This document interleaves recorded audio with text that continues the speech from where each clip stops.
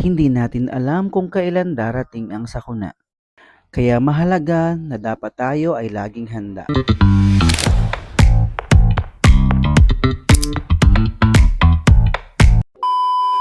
Dahil nga sa sunod-sunod na lindol na naranasan ng ating mga kababayan sa iba't ibang panig ng bansa, mas pinaigting ng munisipalidad ang paghahanda para sa kaligtasan ng bawat isa.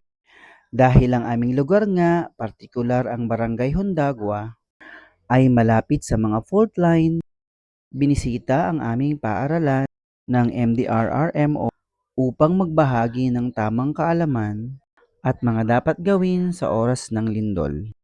Mahalaga nga na ang mga guro ay may sapat na kaalaman dahil hindi lang sarili nila ang kanilang inaalagaan, kundi ang kaligtasan ng bawat mag-aaral. Maraming salamat nga sa MDRRMO at kay Sir Dexter Fidelis sa pagbibigay ng oras, impormasyon at pagsasanay upang mas maging handa ang aming paaralan. Pag nakanayito po posisyon mo, una-una, madali kang nakatayo. Pangalawa, pag may babagsak sa'yo, makakaliktad ka agad. Diba? Ay kung nakakaliktad ka yan, ay bago ka pa makatayo.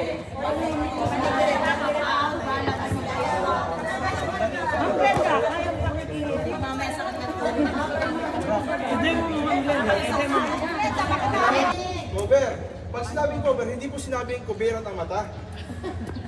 When I say kuberan ang mata, isang ginagawa, nakadrop nga, pero Nakayo. mali po yun. Mamamatay ka din nun. Ang dahilan, mas lang. Hindi mo kita yung paligid. Kaya, wag na wag po, sabihin natin sa mga bata, pag nag-drop tayo, wag na wag tutungo.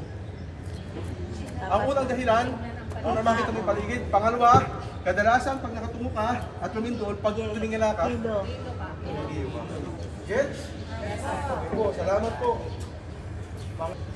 Ang tama pong pag-cover, hindi po yung naka-close ang kamay ha. Huwag natin turo sa mga bata naka-close. Takpan po yung pinakamalambot sa bahagi ng ulo. Ibabaw. Okay po, ganito po.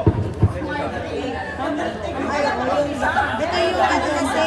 Ni ma'am, ito po yung nakapag-lock. Nakalo. Suwakan na lang yung paglabas. Tapos, pwede ma'am na yung bangko na lamang mo ang gagamitin mo. Habang ikaw yung taga. Ano po? Okay, so 10, count of 10 po. Count of 10. If you release 10 counts, nagalaw ang lupa. Hindi natin yung pag-drop o gandol. Ready? Go! 1, 2, 3, 4. Tunay na iba kapag may alam ka.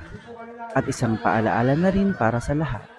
Habang inihahanda natin ang ating sarili sa anumang sakuna, huwag nating kalimutang ihanda rin ang ating puso sa pamamagitan ng panalangin at pagtitiwala sa Diyos. Dahil ang tunay na kapayapaan ay hindi lang sa pagiging handa, kundi sa pagiging panatag sa presensya ng Panginoon. To God be the glory and Shalom.